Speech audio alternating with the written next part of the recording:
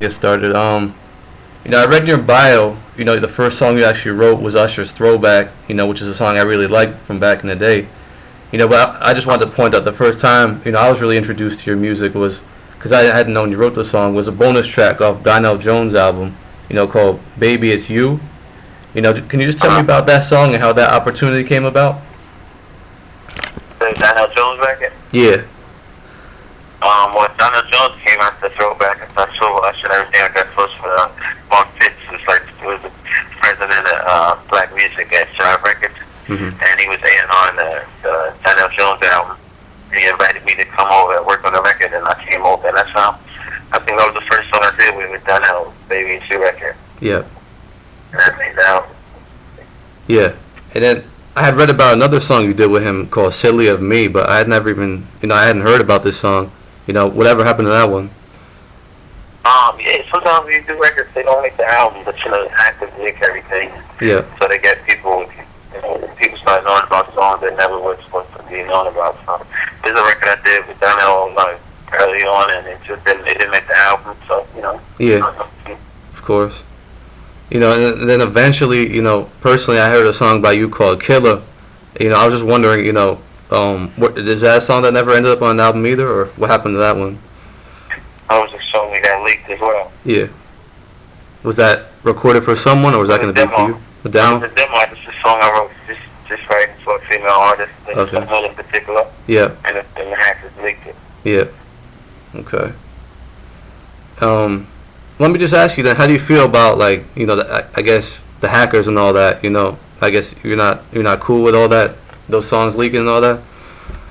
Well, obviously not. It takes food out of the mouth, taking money out of our pocket. Yeah. I think people who hack music really don't respect the art form. They don't really respect what we do. They feel like they just take our music and just leak it out with, I think it's a game for them. It's a joke, but it's what they don't stop anything. Sometimes they just get aggravated, but leaks are so common now that this doesn't even affect anything now. Yeah. Well, if you could just explain to me, say for example, a song like Killer leaked, is that the end of it in terms of could you still sell it to an artist, or is that just it?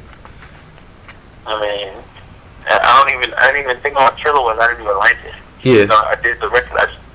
I did, and I really didn't even put too much thought after I did it. And it was like 3 years ago. I mean, if that record leaked, it's sad that it leaked because you don't want some work that you're not really proud of to get out there like that. But yeah, somebody wanted, they still don't want it. It ain't like millions and millions of people know the record or anything or familiar with it, so it really wouldn't matter. Yeah.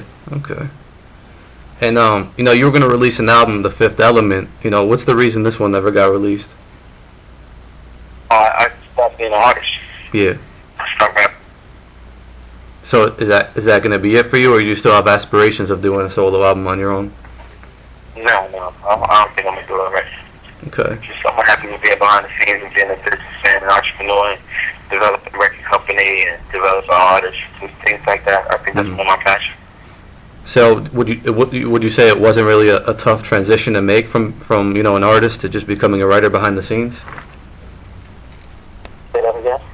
Like, would you say it wasn't that tough of a transition to make then from having aspirations of being an artist yourself to just kind of working behind the scenes and doing writing and that type of thing?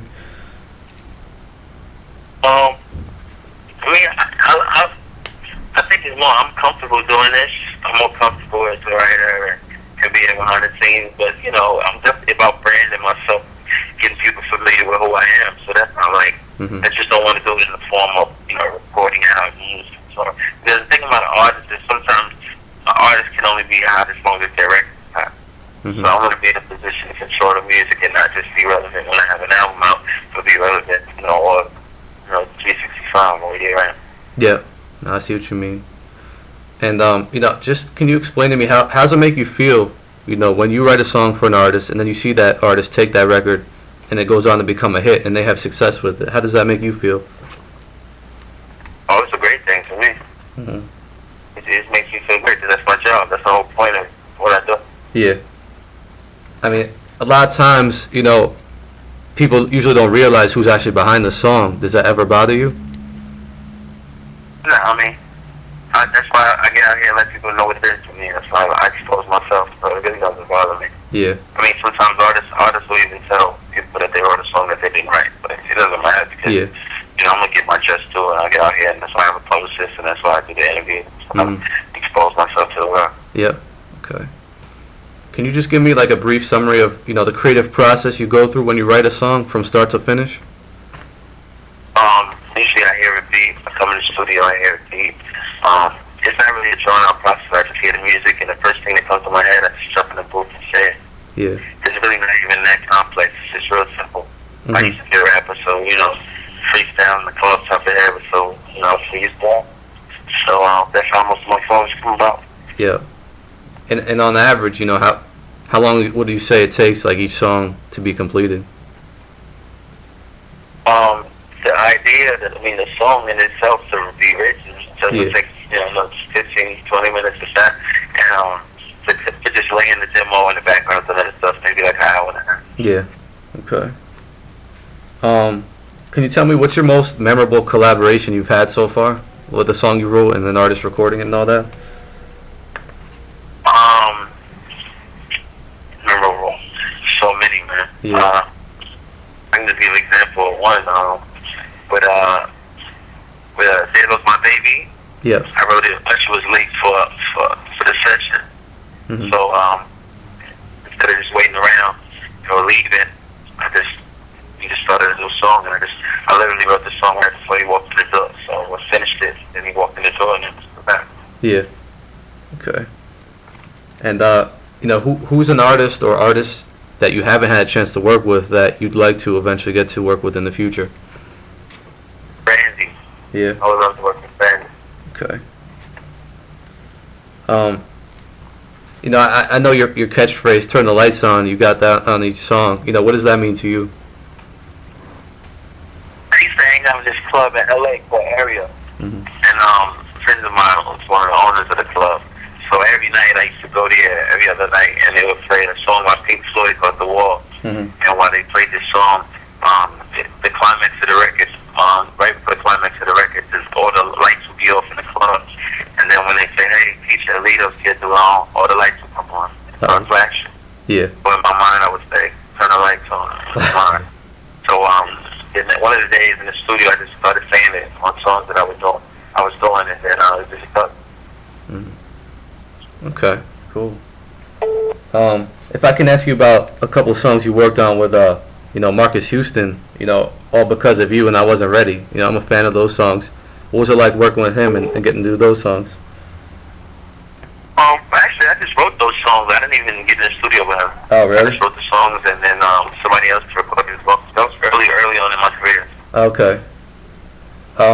Does that type of thing happen, would you say, often, where you just write it and then pass it on, or was that just earlier in your career? That was just early. Now I produce all the vocals, and I'm there with the artists when they record the record. Yeah. From anybody, from Beyonce to Usher to Mario, and any Puffy, everybody who I work with, I record through. Yeah. Okay. And just tell me a little bit about what you're currently working on and projects you got lined up for the future, if you could. Finishing up Jamie Foxx's album. Kelly Rowland, getting ready to roll that out. Pleasure P, I'm starting on him next week, and Mario, I'm starting on this next record in a few weeks. And developing my record company, Division One. Mm-hmm. Just getting that process of signing my artist, closing my deal, and full steam ahead from this point. Yep. Okay. That's pretty much all I had. Actually, one more question for you is, who are some other writers, currently in R&B that you'd say you respect? What they do? I really respect Neo. I really respect The Dream. Those type of. There's a lot of other people. I just think those names really stand out. Okay, cool. That's all I've got here. Is there anything else you'd like to add? Oh no, that's fine. Okay, cool, man. Thanks a lot, man. Appreciate you taking the time for this interview. I'm gonna do my best to help support your music in the future, and good luck with all that. I appreciate that, my friend. All right, man. Take care. Have a good one, man. Thanks.